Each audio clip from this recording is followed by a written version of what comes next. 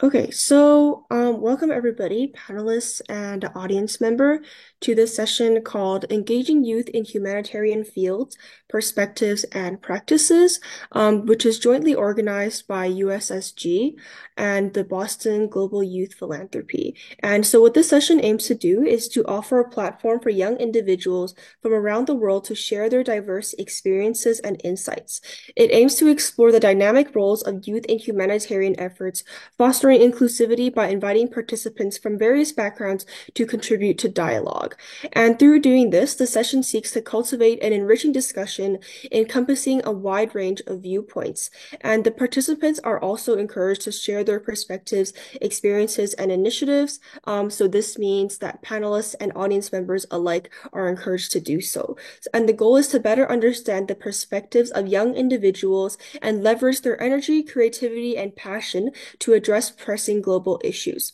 And the session will firstly comprise of some opening statements from Mr. Michael Wang and Mr. Kenny Meisters, followed by 5 total presentations from various youth across the world, where they will present their unique perspectives and some youth projects, and then a panel discussion where speakers and audience members are invited to share their perspective. So please note that all presenters will take questions at the end during panel discussion, and if anyone would like to further communicate or share with us outside of this session, please reach out to either GYP or USSG, where we can discuss further or organize a special session.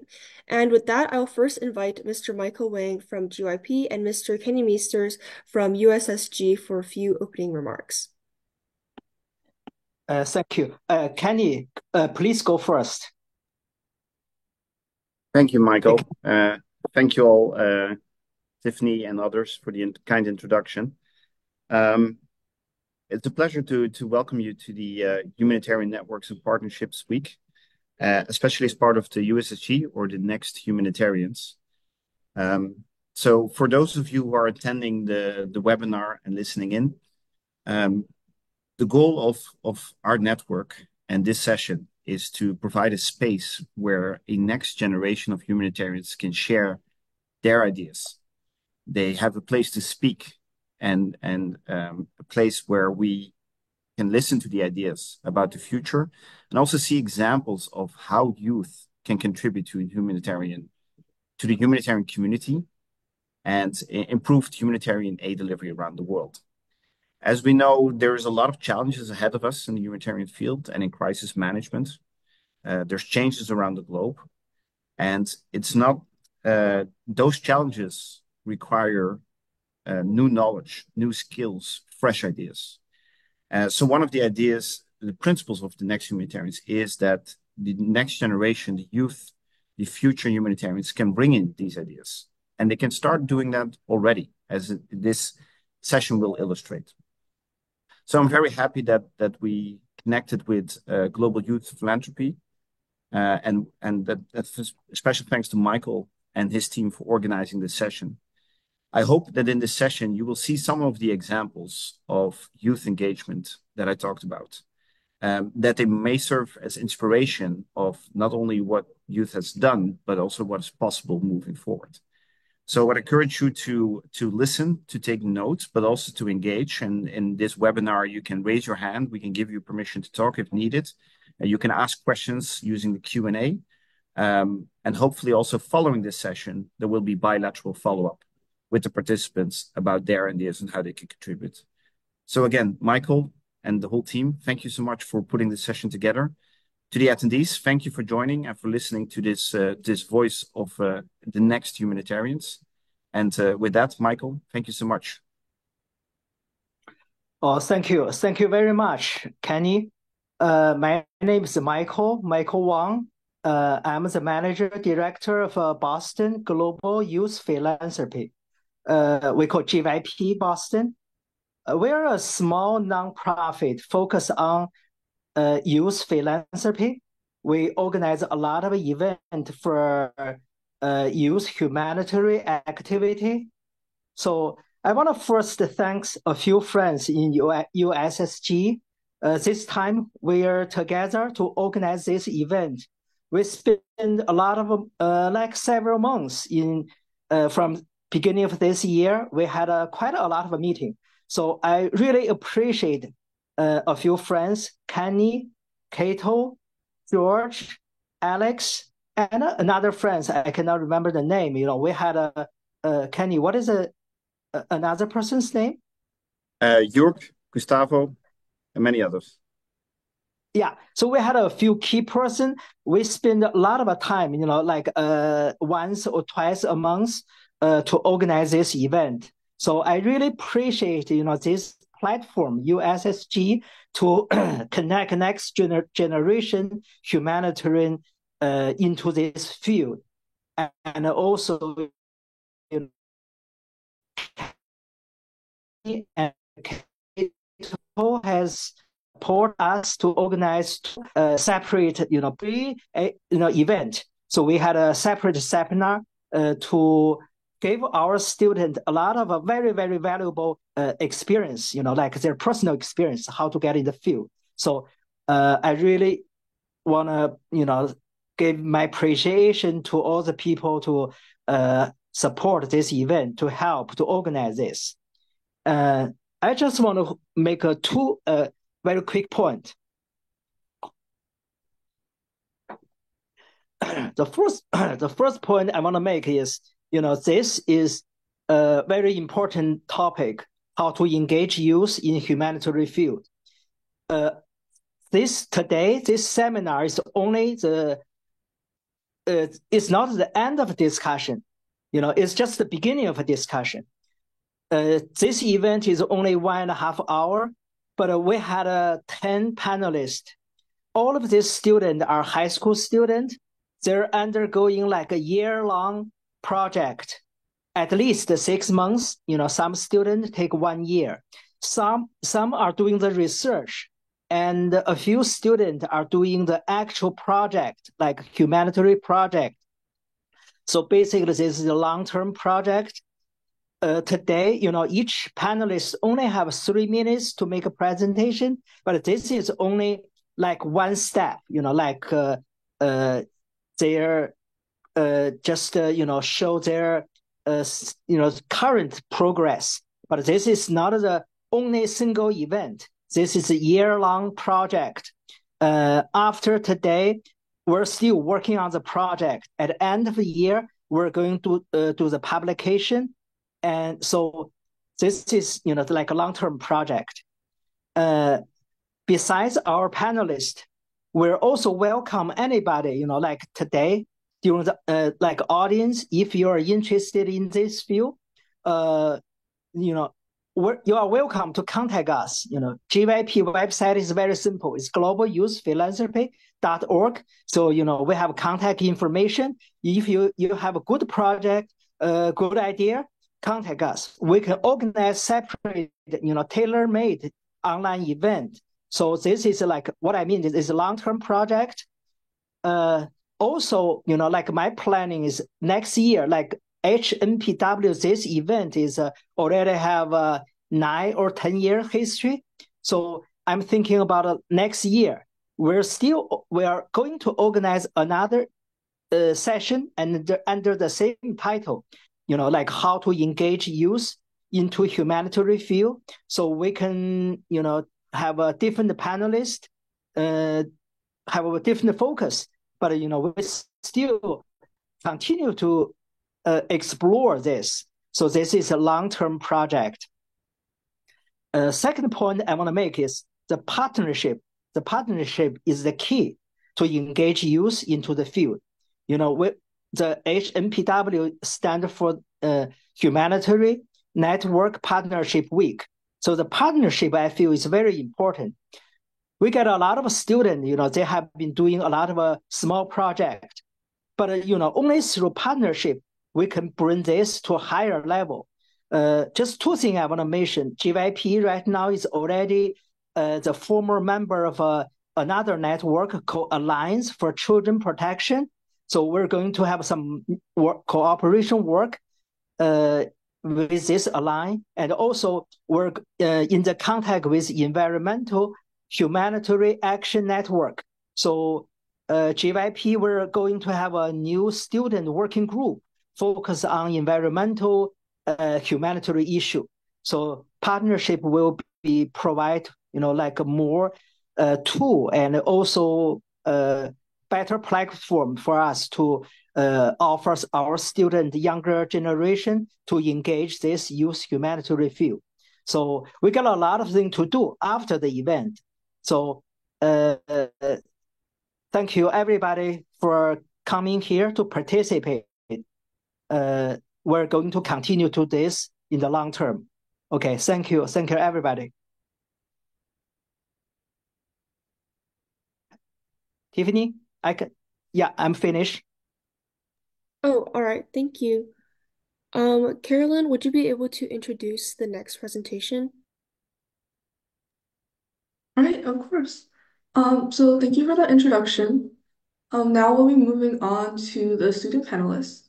And so I think we have, forget the exact number, but we have quite a few student panelists, and we have a total of 5 groups, so 5 different topics that students will be talking about. And as a reminder, if you have any questions for them, feel free to drop them in the chat and we'll get to them at the end. For our first group, we have Tiffany Lee, who is a grade 11 student from Weber Academy in Calgary, Canada. And she was working with Chloe Wang, a grade 10 student at Ernest Manning High School in Calgary, and Emma Xinro Luan from Haidian Foreign Language Academy in Beijing, China. They will be presenting about their organization, Girls for Change, and the issues they aim to target, as well as the role of youth involvement. And now, without further ado, Tiffany, take it away.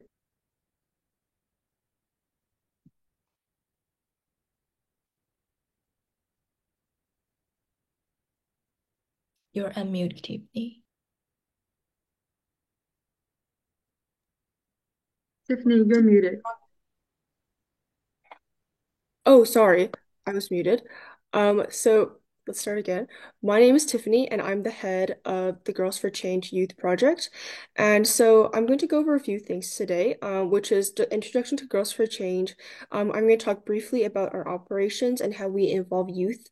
And then Chloe and Emma will go into more detail on fundraising and cultural exchange.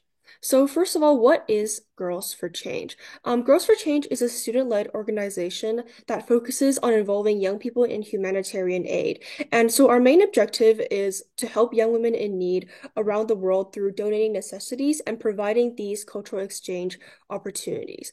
So there's 2 main parts for our operations. First, we do fundraising, and our main way of doing that is through bottle drives. And we're also planning on expanding to things like other community events. And we provide necessities such as feminine hygiene products, clothing and shoes, food items, and gifts on holidays. And we also provide cultural exchange opportunities. And what this usually looks like is we will have people host seminars that invite young people from all around the world to present their experiences in humanitarian work, their cultures, and other unique experiences. And ultimately, what we aim to do with this is to raise interest for humanitarian work among youth and among our audience.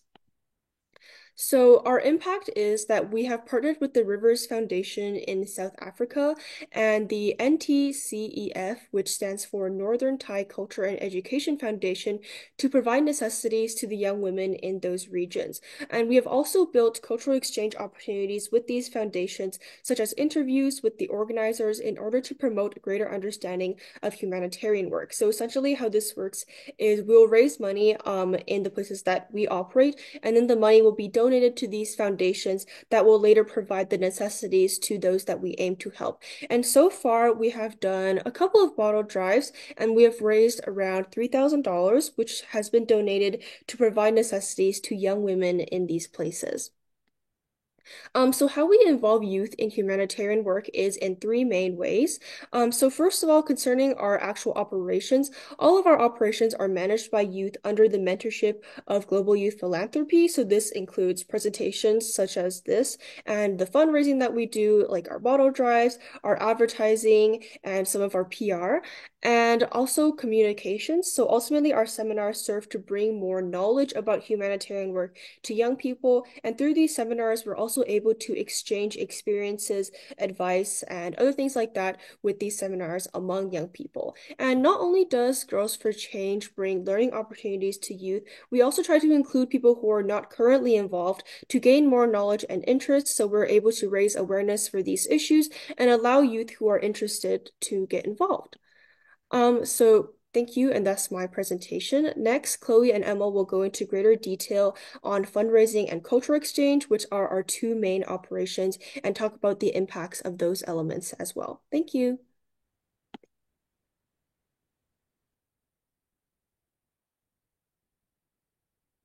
Chloe, if you're ready for your presentation, you can share your screen. I just noticed that I cannot share screen.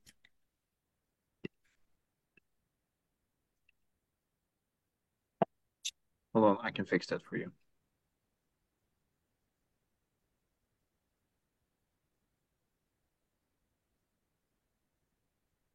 Okay, thanks.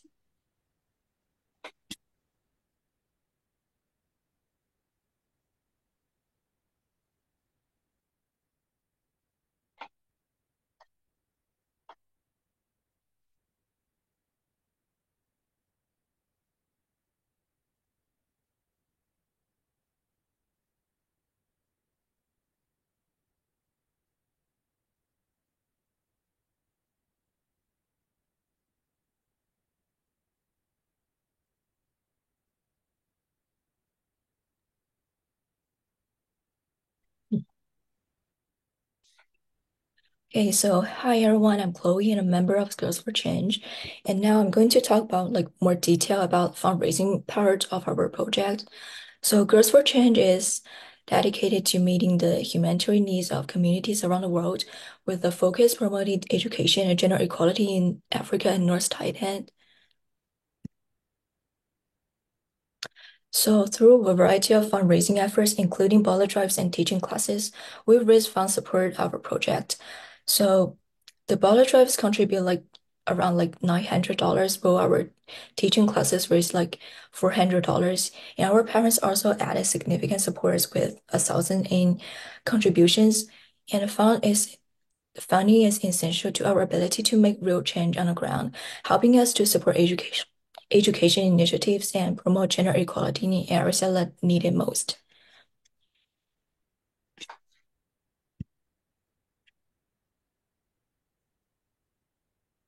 So fundraising is a key of our project, allowing us to support education and gender equality initiatives in North Thailand and Africa.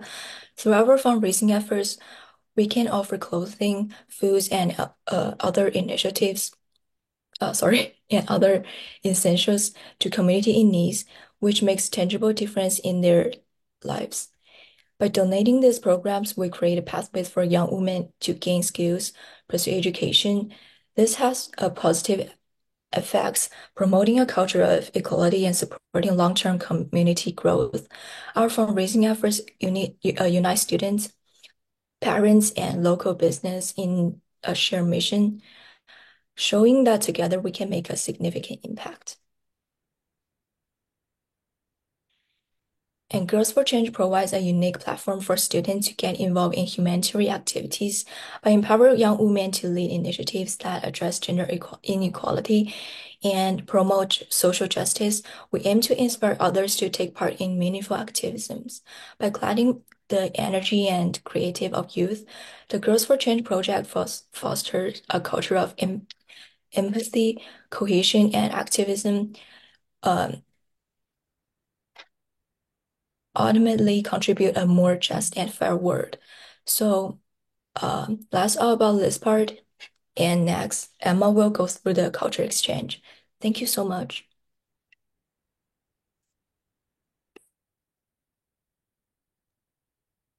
Hello everyone. I'm Emma and a member of Girls for Change. Now I'm going to talk about the field trip part of our project. In addition to raising money and donating money, it's also important to be able to have a field trip for youth humanitarian. Within last month, I had a brief conversation with two people involved in youth humanitarian projects. First, Michael traveled to North Thailand last year and focused on a village in the mountains there. After his village to the After his visit to the village, he found that the people there lived a very difficult life with poor living conditions, medical care, and education. With the personal visiting to the village, Michael knew how could he help the village. Then he collects supplies and return to the village and donate, and finally achieved good results. Uh, Next, Miss Xiong is the head of a foundation in North Thailand. Every 3 months, she will lead some volunteers to the mountains to help the poor families in northern Thailand. They provide support for the life and education of the children there.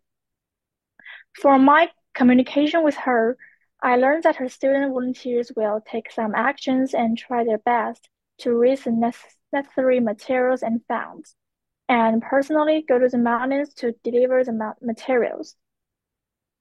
So I think personal visiting for the humanitarian can effectively improve our team spirit and ability of division of labor. Also, because of the harsh environment in the activity, it can enhance our ability to overcome difficulties and cultivate our more resilient character. Last, the main purpose of Girls for Change is to help girls in need around the world, and we hope to continue our work in the future. Also, here we call on young people to participate in youth humanitarian. That's all. Thank you.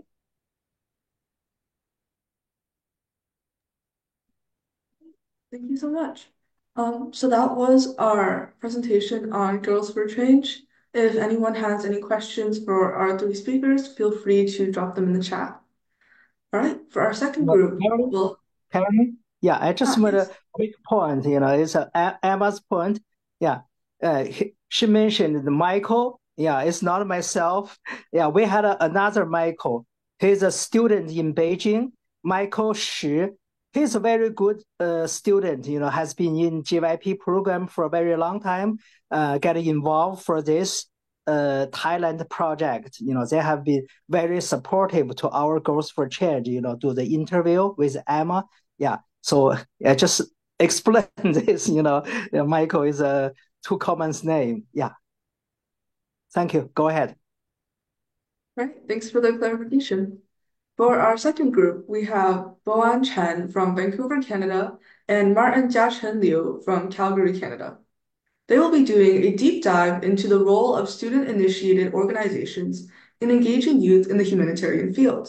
They will also examine specific organizations. Go ahead.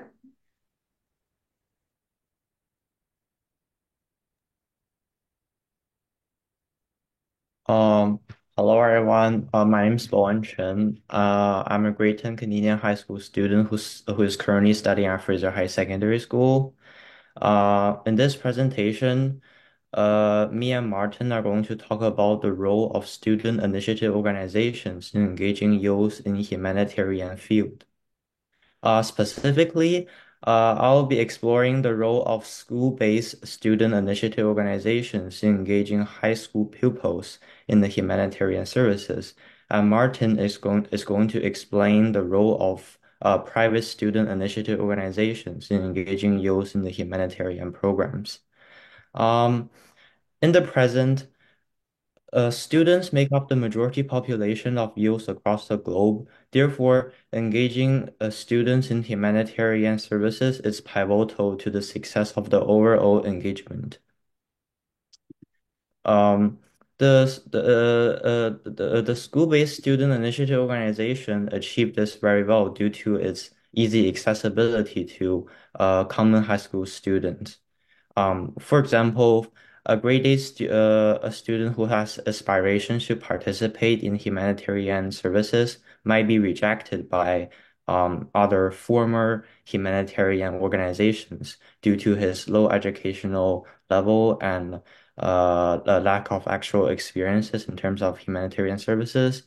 Um, Such scenario will not happen in school-based student initiative organizations since they have low educational requirements, flexibility in terms of working schedule, and a low humanitarian program's difficulty level.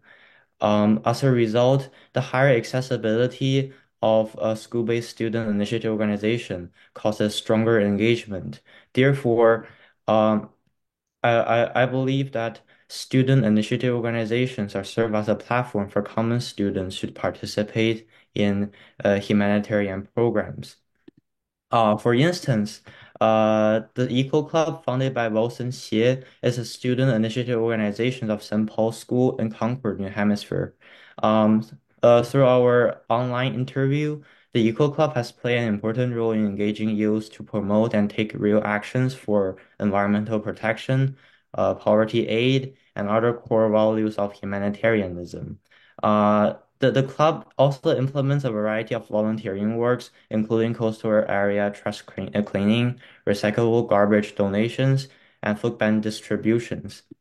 As per the previous example, school-based student initiative organizations' humanitarian tasks are primarily focused on small-scale and short-term events, such as and by extension, student initiative organizations are more accessible to common high school students due to its easy task difficulty level, the flexibility in terms of working schedule, and low recruiting qualifications.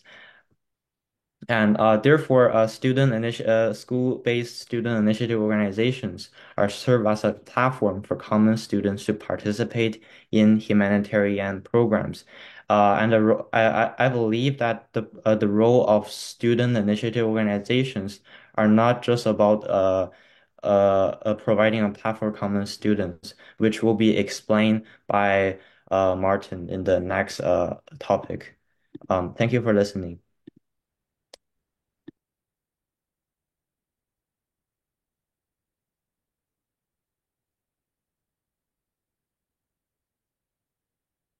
Hello, Martin, are you here? Yeah. Okay. Okay. Go We'll share my screen. Hey, Martin, adjust your screen, your whole face. Yeah, show your whole face. Yeah. Okay, great. Okay, I will talk about the role of student-initiated organization of school engaging youth in humanitarian field. My agenda, first I will talk about student-initiated organization and humanitarian field, and I will talk how those two concepts connected. And lastly, I will talk about the conclusion. First, student-initiated organization and humanitarian field. The clubs I interviewed were all initiated based on the principle of humanity. Most of them are volunteering clubs. And my project in GYP names Boys in Change Clubs to raise money for people in poverty. And I'm going to organize some badminton activities so I can raise some money for those people who cannot buy the badminton equipment. And how the two concepts connected in two ways. I will talk about how the organization was initiated based on humanity, and I will talk about how does the organization contribute to humanity field. First, interview one. Corners organization was established during the COVID-19, and they aim to help students who need tutoring on academic subjects. They first posted advertisement and on Instagrams and WeChat. More people can participate in those programs. And how the organization contribute to humanitarian field.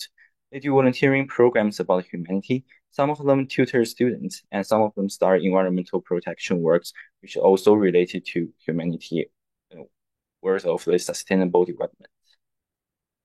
And why not in-school organizations? There's two reasons. First, there are lots of restrictions, like some clubs are banned in schools, and students can find more best suitable club for them or initial clubs they want. And there's time limitations in school. Like some clubs will be paused or transferred after graduations. However, school programs out of school can be a lifelong programs with you. For my conclusion. In conclusion, the impact of student-initiated organizations on engaging youth in humanitarian fields cannot be overstated. As we continue to support and amplify the voice of these passionate change makers we empower an entire generation to build a more inclusive, incredible, and passionate world for all. Together, let us celebrate the powers of the student-led actions and commit ourselves to fostering a culture of empathy, solidarity, and hope. That's my speech. Thanks. Hey, Martin, can you give us additional like a brief introduction about yourself?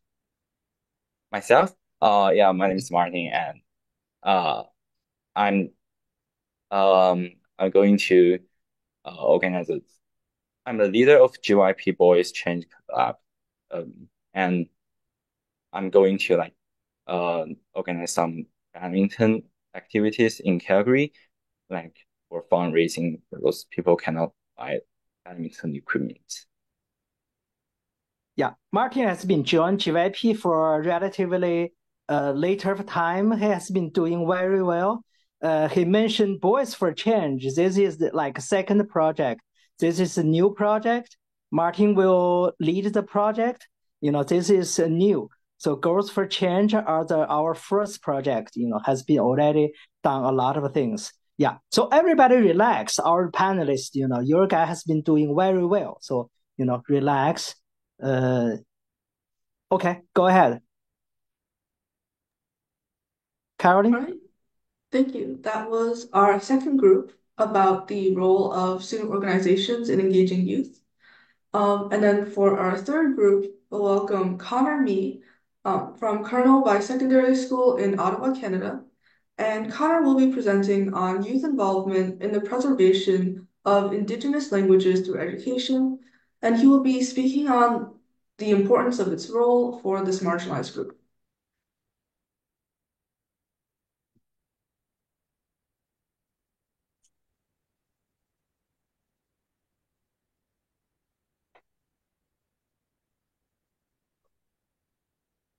Okay, thank you for that introduction, Caroline. Okay, it loaded. So, my name's Connor, and I am in grade 10 in Cleveland School in Ottawa, Canada, and I will be presenting my presentation on involving youth in the preservation of Indigenous languages through education. So in the previous presentations, we looked at the role of local policies involving youth in humanitarian fields in a more general sense. And now I would like to zoom in on a particular humanitarian issue, which is the preservation of Indigenous languages, and discuss how certain policies, strategies, and the role of the education system can engage youth in this humanitarian field, as well as lessons we can take away from this case study.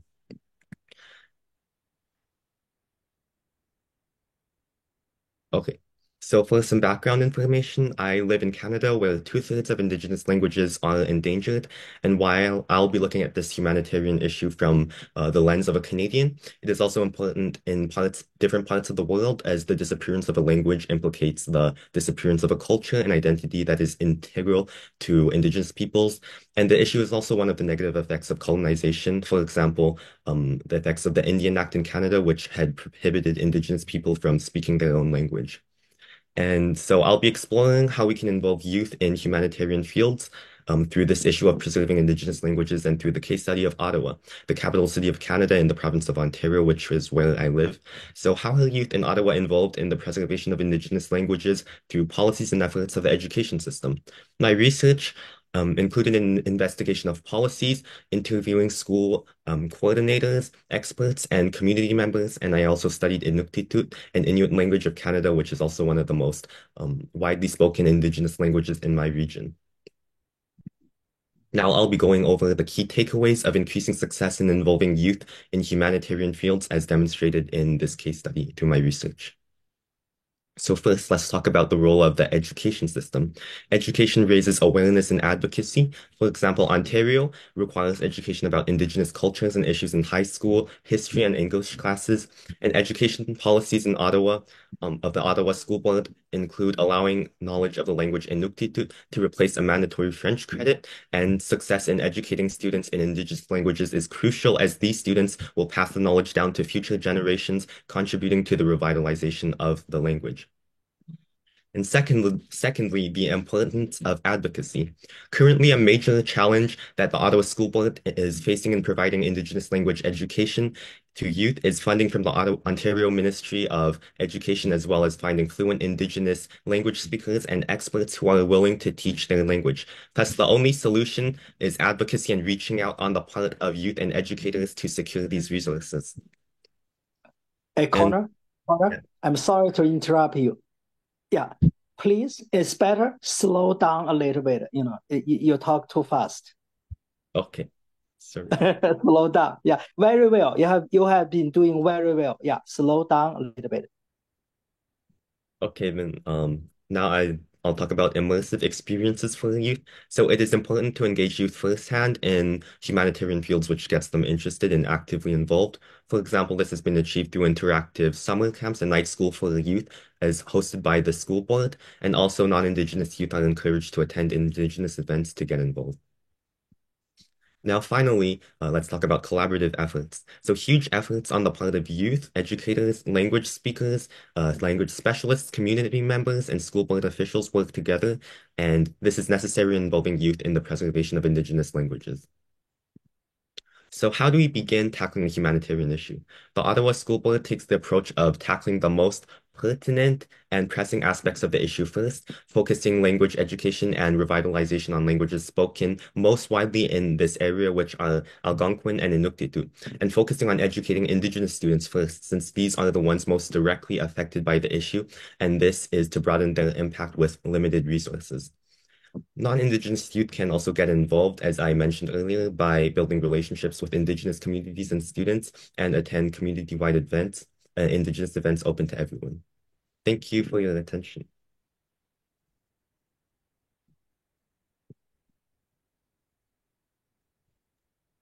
Michael, sorry, before we continue, I just saw in the chat, it was from a while ago, so apologies, but there was a question for the Girls for Change. I'm not sure if you want to answer that now or if you want to wait until later. So how about let's wait until all the presentation complete, so we can answer the question. Take perfect. more questions. Thank you. Thank you.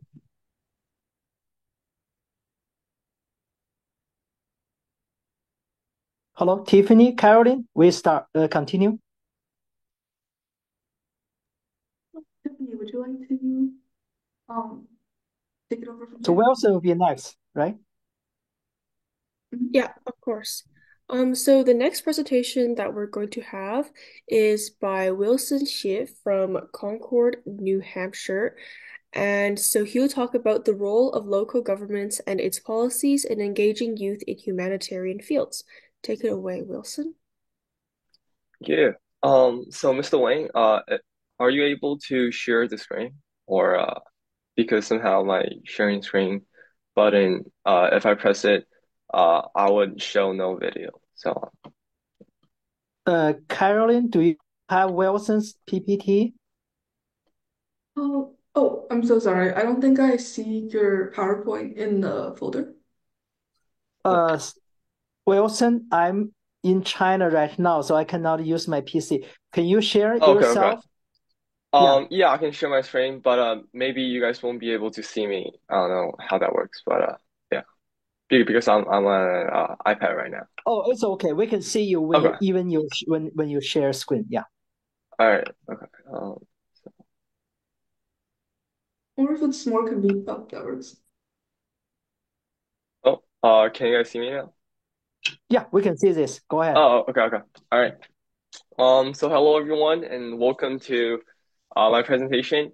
My name is Wilson and I am a sophomore at St. Paul's School in Concord, New Hampshire. So Stephen, another student, partnered with me for this presentation, but since he couldn't make it today, I will be covering his part as well. So today I will be covering local government's role in engaging youths in humanitarian fields.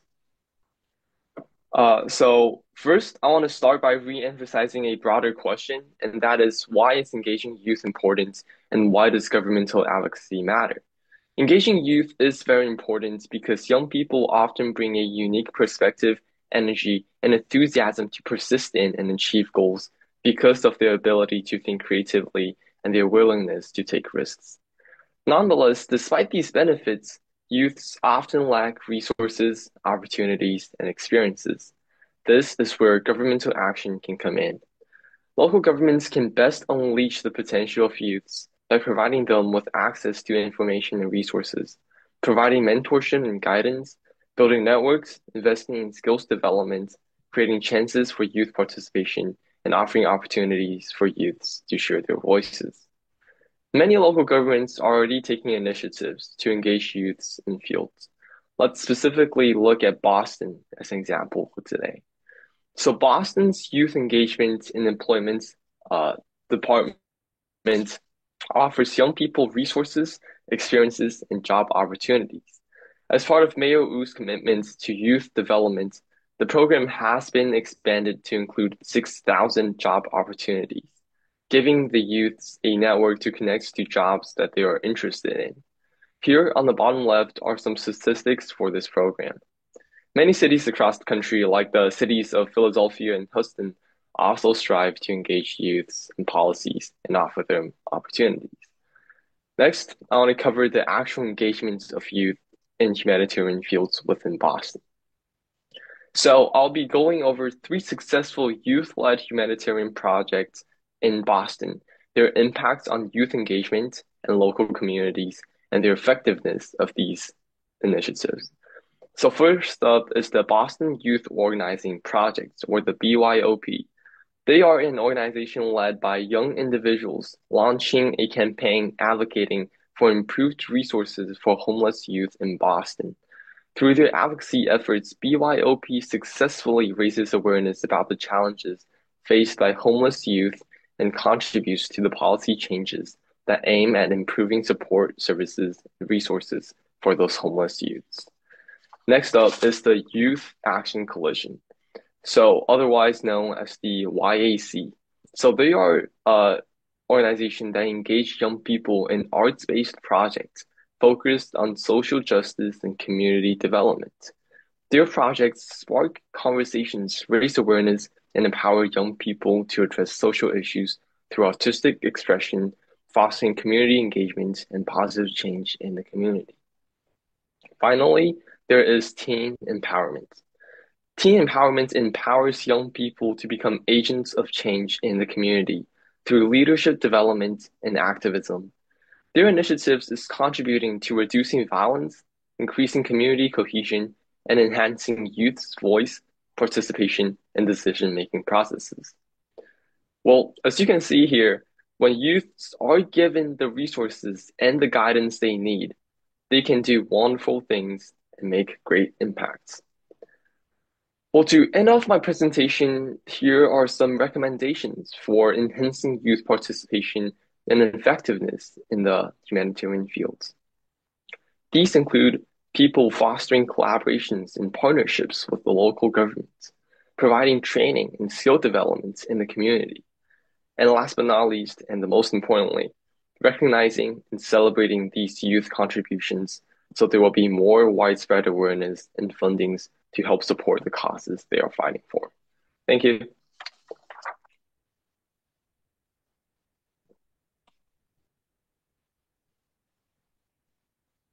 All right. Thank you, Wilson, for that presentation. Next, we'll have our final presentation, which is by Carolyn Song and Lucy Zhang from Boston in the United States, and they'll be talking about youth in AAPI cultural conservation. Take it away, Carolyn and Lucy.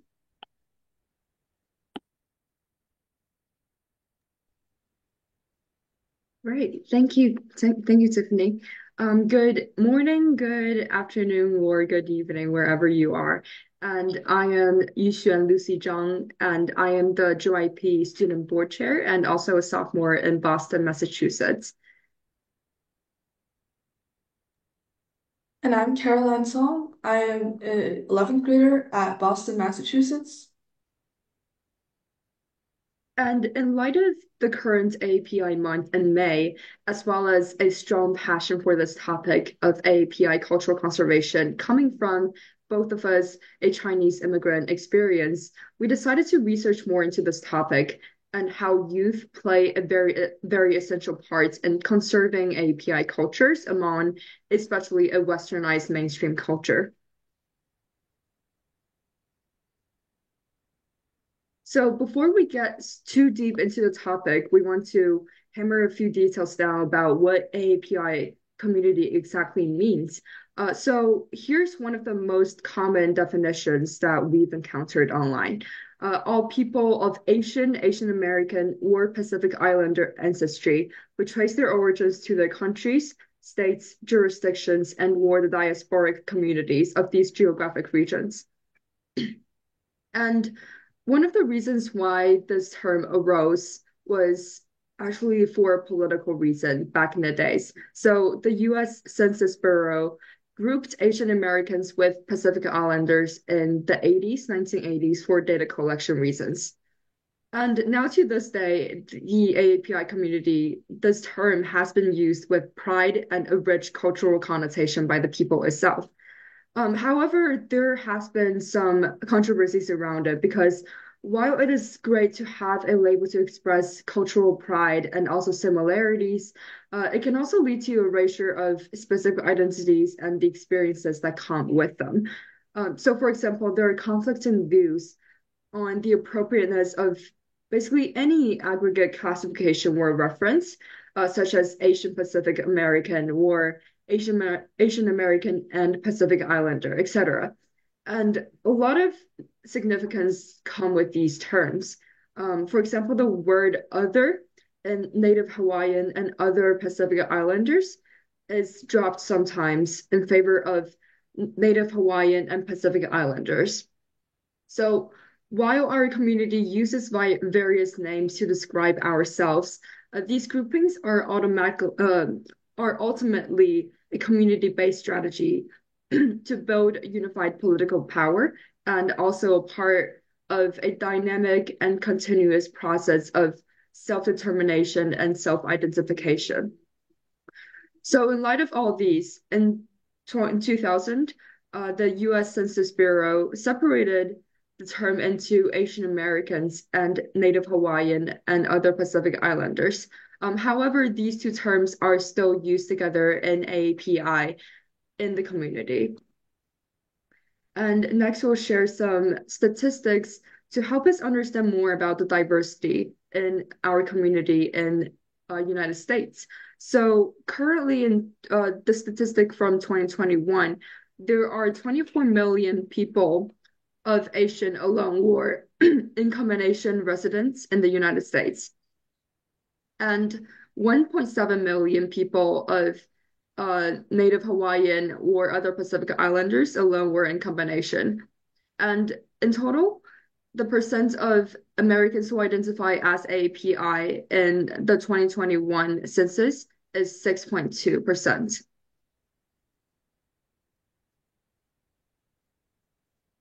Just mentioned, although AAPI account for 6.2% of the American population, they only account for 0.17% of the National Institute of Health budget. To put this into perspective, this is over 36 times less what it would be if these two numbers were proportional. This is the issue that the BOBA organization focuses on. Yes, and as one of the current members of BOBA Project's Youth Advisory Committee, I'm proud to say that this is one of the few research out there for API community in America by AAPI researchers. So currently, the BOBA Project is the largest NIH-funded study dedicated to Asian and Asian American teens. So throughout this process for this project, we interviewed Anthony Menor, the research assistant for BOBA Project.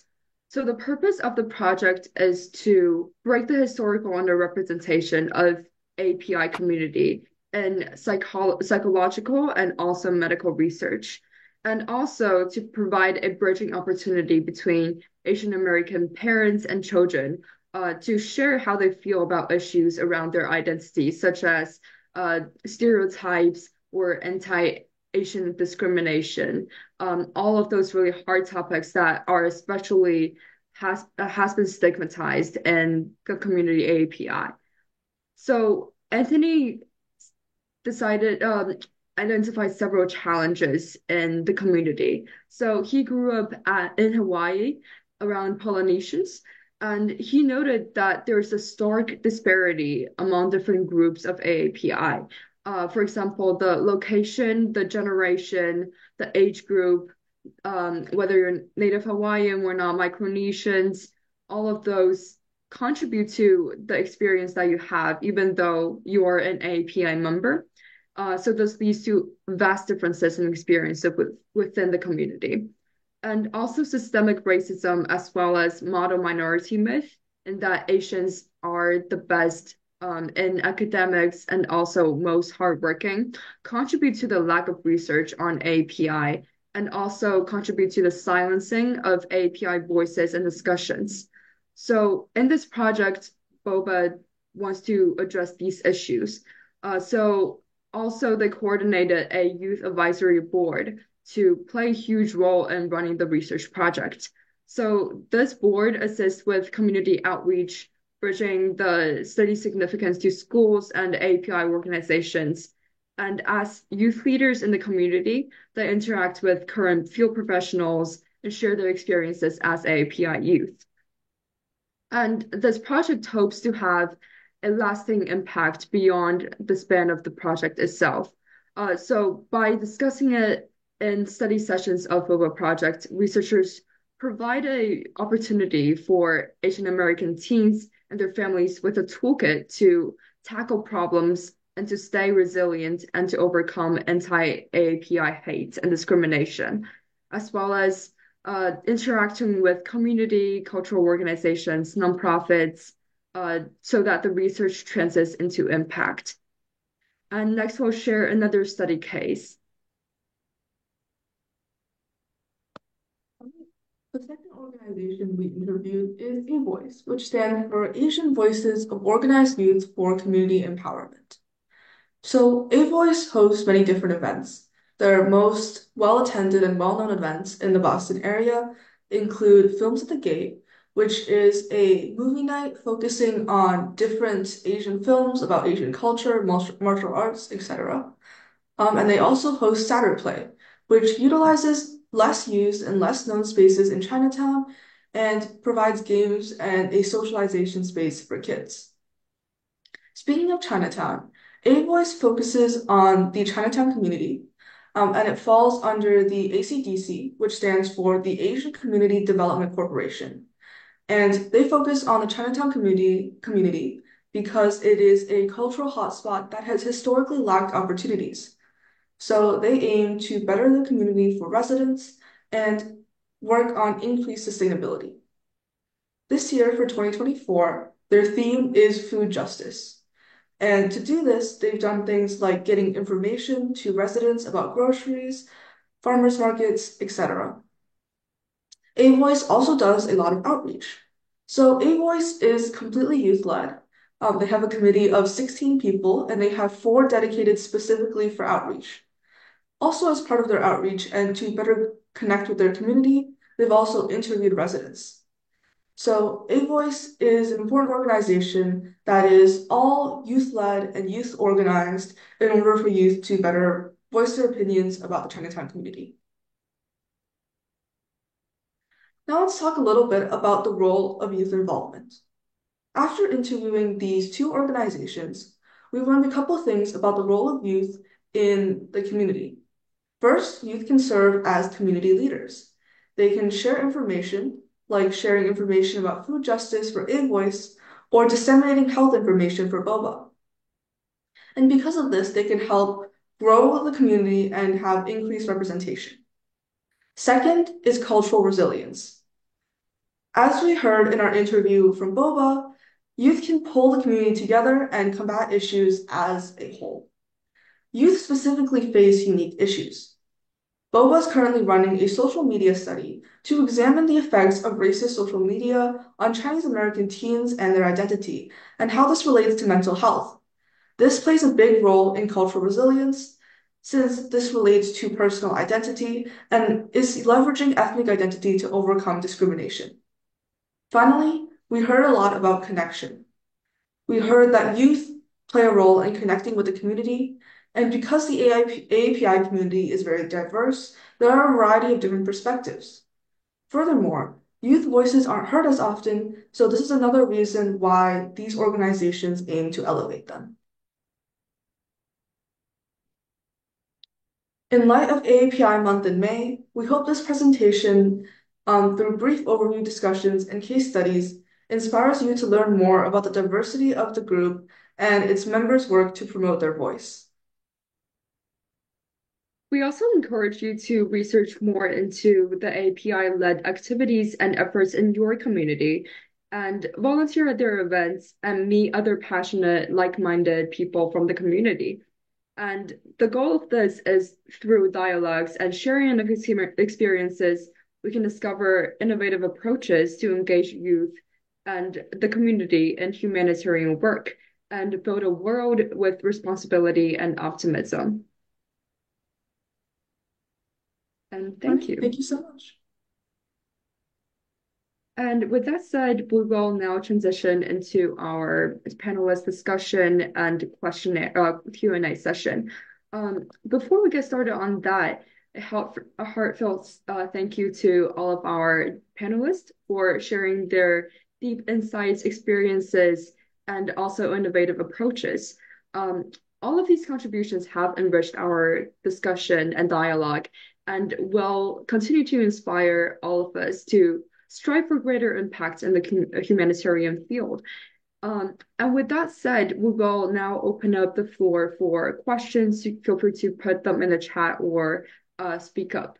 And we welcome any question, whether you're seeking clarification or want to share your own experiences, or is looking to spark further discussions on any of the projects, 5 projects.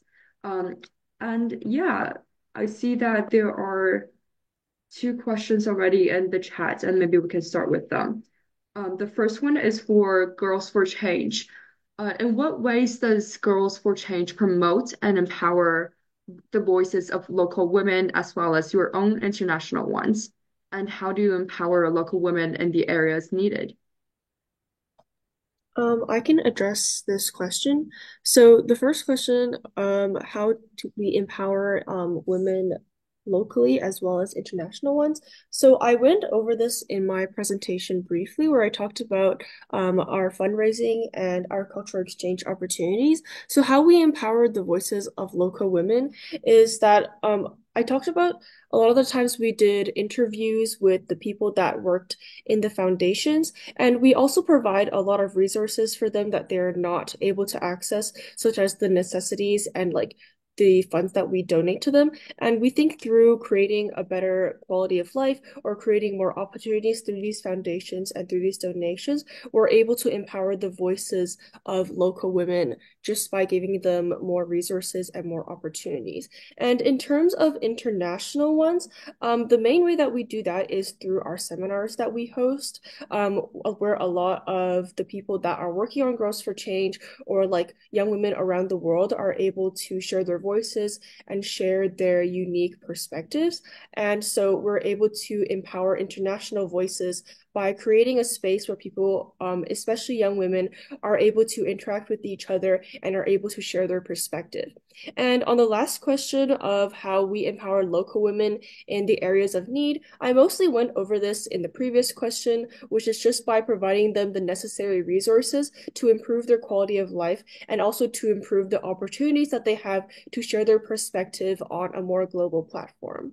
And I hope that answers the question. And if you have any further questions, please feel free to reach out to either GYP or USSG and we can possibly discuss further. Thank you.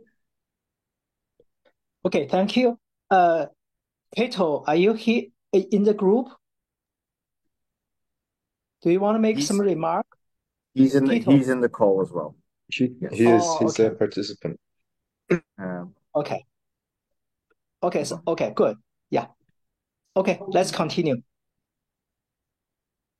Great, thank you so much. And our second question from another attendee for Wilson, are there any quantifiable, measurable ways that engaging youth in local communities benefit their respective communities? First, that is a really good question. Thank you for whoever who asked that question. So for measurable ways, I'll just share some of my personal experiences. So I've been cleaning the Yangtze River banks, both at its origin in Qinghai and at its end in Shanghai. And along with other youths and families, we've gathered around 10 to 20 bags of trash and recycling. So that is one way of measurable ways to see the impact. And the other way is, for example, simply like through the Girls for Change, like how much money you've like gained and how many products you've donated. But at the same time, I feel like there's a lot of these youth engagements that cannot really be measured in a quantifiable way. For example, I've been drawing with autistic children since sixth, seventh grade, and there really isn't any quantifying way to show the impact of that. Um, so I feel like one of the major or the most important things is to have everyone on the same line with the same mindset towards solving the goal. So many international issues today, like global warming and the climate crisis, have to involve everyone.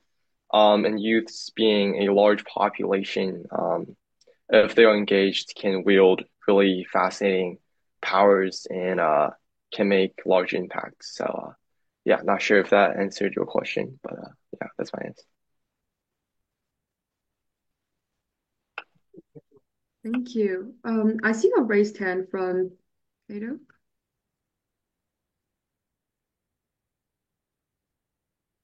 Hi, yes, thank you. Michael, thanks for inviting me to say something. Hi, I'm Kato. Really great to hear all of the work that all of you are doing. I think it's really, really cool to see this kind of ambition and drive at all levels, from the practical, from the working directly with communities, all the way up through the research background, and things like that. And I think that's really, really empowering. And one of the questions I have for all of you, I guess, is I think we're all pretty aware of the news cycles that hit us pretty constantly and all the big problems facing this next generation as we look to the future for how we're going to impact the world. And I guess a lot of these initiatives you have are very much focused on this community development. And so I'm curious, any of you can answer as you see fit. What is the role of community and youth-led community projects in making the world a better place? How do these small or regional or local projects really have an impact in a way that you can see on a scale?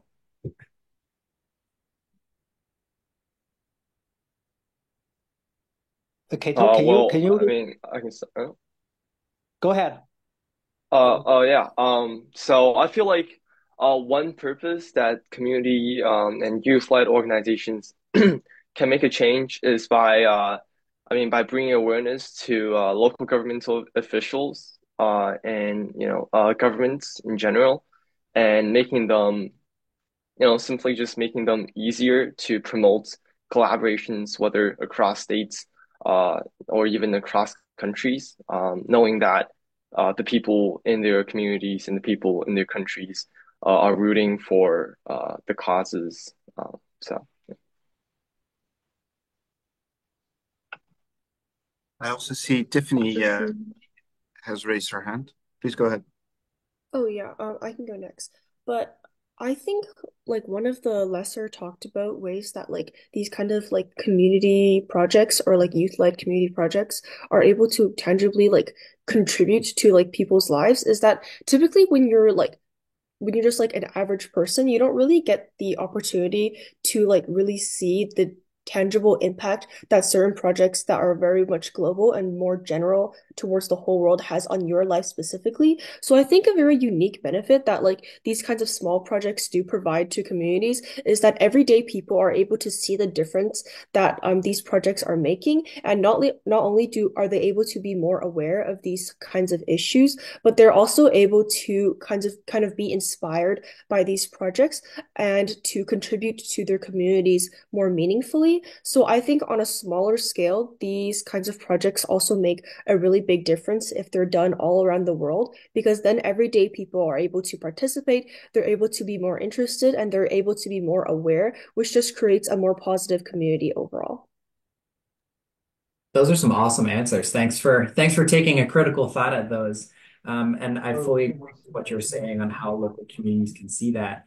And I'm not sure if you're able to attend any of the other sessions happening this week at HMPW, but one of the big questions everyone is asking is how do you localize aid and localize support in humanitarian situations? And I think what a lot of you are getting at here is, yeah, you can leverage a local community to localize. You can get it from the local community, and it's very effective and clearly has an impact, as you can see. So thanks again for sharing, and thanks for fielding my question. Thank you, Thank you Keta, so much for for the the question. question. I saw, sorry, another hand up from Connor. Please go ahead. Sure. I just wanted to add on to what the other speakers have talked about regarding Kido's question. I think we had two presentations, two projects on cultural preservation. For example, my project of indigenous languages and the revitalization of these languages, as well as the AAPI preserving their cultural heritage. And I think that in the case of these cultural preservation issues, it is really important to begin at the local scale of the community because these are the people that you're directly aiming to affect and to help in this case. And all of these communities are diverse, as we've talked about. So trying to have a bigger solution and a larger scale project would be less effective at addressing these individual communities. So as I think Tiffany talked about, addressing these individual communities locally has a great impact on preserving this kind of diversity. And also in my case of indigenous languages and also in other projects regarding cultural preservation, I think that the future is in the hands of the youth because they are the ones that are growing up to pass down this heritage to their children, to the future generations, which is why I think educating the future in this sense, educating the youth and getting them involved is really crucial in passing on this heritage. And this can also apply for different other initiatives because as we're talking about humanitarian projects, we're talking about creating progress, we're talking about improving the future. And the way we do this effectively is through involving youth, which will grow up and create long-term impact on the world. Thank you, Connor. And actually, as you see, I've raised my own hand because I actually had a follow-up question that very much links to what you just mentioned, Connor, because I do believe indeed that the youth is the group that's going to manage the crisis in the world of tomorrow. And the localization is key because, after all, it's the local community who will be there before something happens and who will be there after something happens. So they're really the pillar to build on. But talking about that, and this is a general question to all of you, I see you're very engaged. You're taking initiative. I can see actually you also know how to run a proper session by yourself. I'm happy to see you're so well prepared. You moderated the whole session very well. You're engaged. You have these skills. So maybe my question is, what is the future look like for you?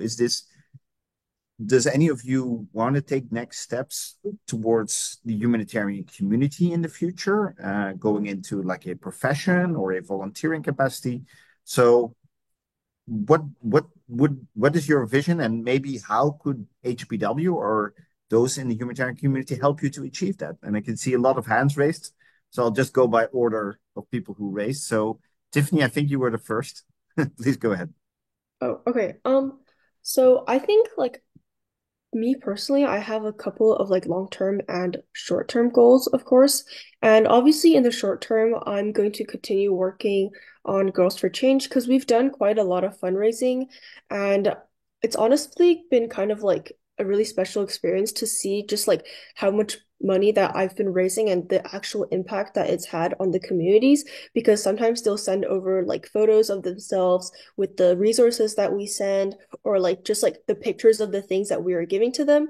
And it's really kind of surprising to see just how much we're able to give by making an effort, right? Because when I did Girls for Change, I thought like, oh, like maybe like 2,000, 3,000 bucks is not a lot of money to be donating to these people. But when you actually see the tangible objects that like they're being given and the resources they're being given, you can kind of see that it makes a big difference. And that kind of like is what is inspiring me to continue in humanitarian work, because I believe that like as somebody who's so like privileged, like living in Canada, I feel like I have like an active responsibility to be doing humanitarian work and to be helping people that are obviously less fortunate than I am.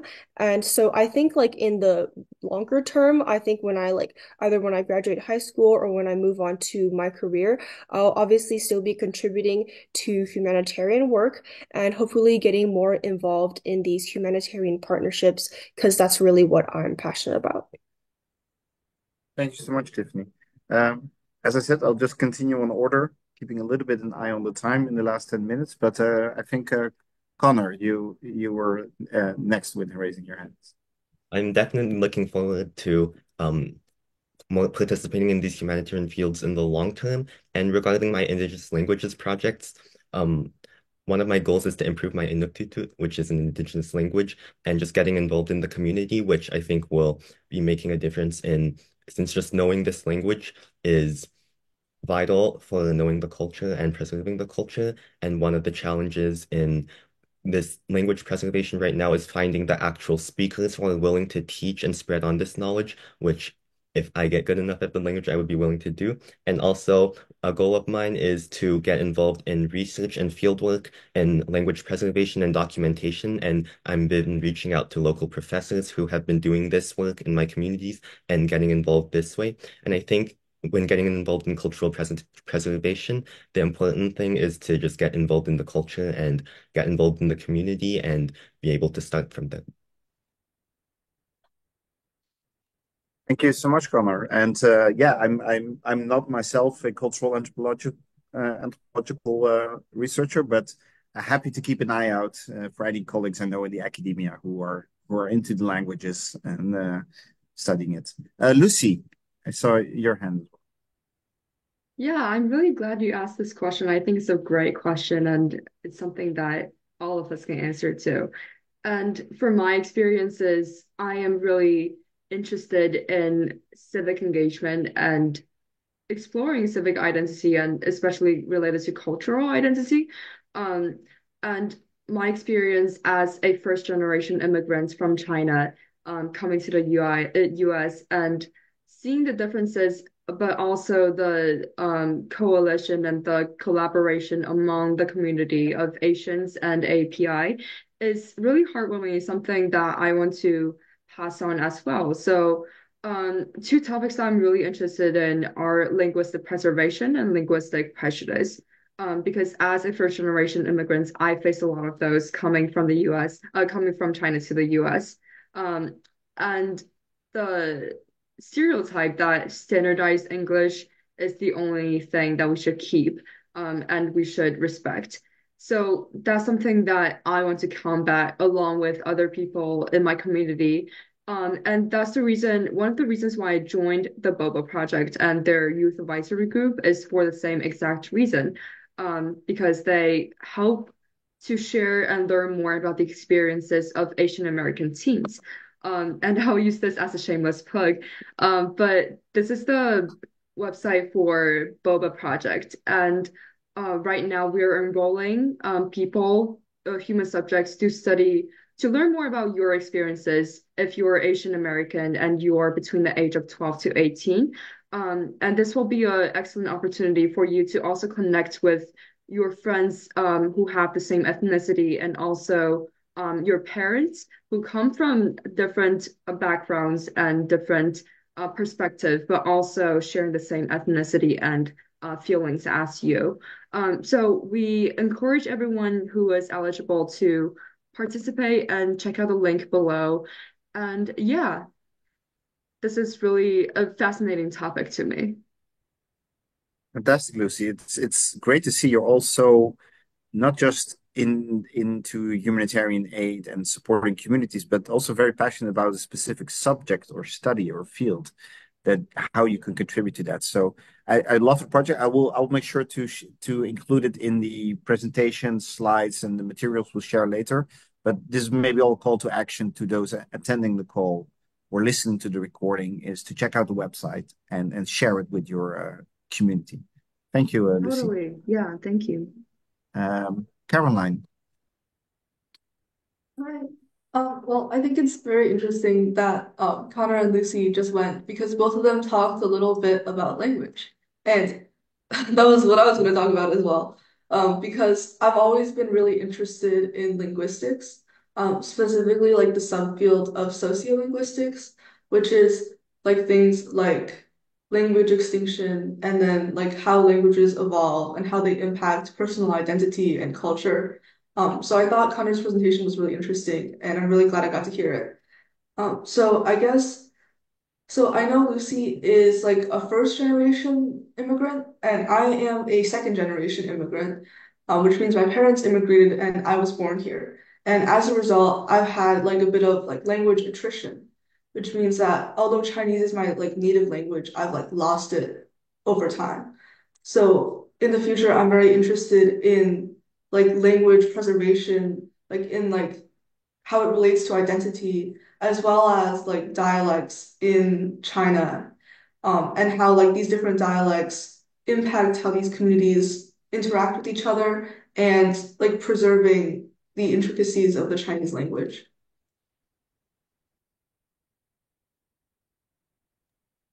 That's amazing, Caroline. Thank you so much. I said, like getting more and more impressed that at your young age you all have such a grasp of what your interests are and pursuing that, and not only pursuing it for your own interest, but using it to build a better community. It's amazing.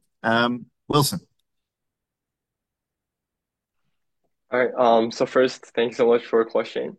So my answer for what I want the future to look like, this could be broad. I'll say that local communities from different countries around the world connecting to each other through other technology or online platforms, and then together solving an international issue. I mean, that could only probably be solved by international collisions and all that. Because I mean, currently country collaborations, either between China and the US, is getting more and more difficult. But I feel like the local communities can really play a really big role by breaking this political thoughts and really putting in and focusing on what really needs to be solved right here. So yeah, I guess the future that I am looking forward to is when local communities from all around the world connect together and solve a international issue. Thank you. Thank you so much, Wilson, and thank you all for sharing that. Actually, as Keto mentioned, there's really topics you're touching upon that maybe in the humanitarian community or world we might use different terms, but we're focusing on the same thing. You know, building local support, empowering local communities, building on their heritage to become more resilient and to be able to deal with whatever challenges we have ahead of us. So talking about that, and considering the time a bit, I also want to extend to you, the panelists, but also to the attendees in the call, our invitation for next sessions. I know Keto is going to be moderating them. Keto, do you want to share the next sessions, and I'll drop the links in the chat for those of you who want to register and attend. Sure. Yeah, we have a similar session happening next week that I think could be of particular interest to a lot of you based on what you're talking about, and the attendees based on your interest here. It's happening on Tuesday morning for Central European time for a future outlook. We're doing exploratory conversations about the new ideas shaping the humanitarian world in the future. And we're going to be covering, just like you here, covered a variety of topics. We'll be covering a whole bunch of topics there as well, from spontaneous volunteerism in Turkey to humanitarianism and philanthropy in the US, to looking at how rumor and conspiracy affect aid response and support in a community. And I would invite you all to join. It's going to be very open. It's going to be very conversational. I think you'd have very valuable insights to include in this conversation, especially since you're focusing on support from the community level, which is amazingly how all the decision makers out here are baffled at how to get local community support. And you're like, oh yeah, we just did it. And you're like, all right, cool, great.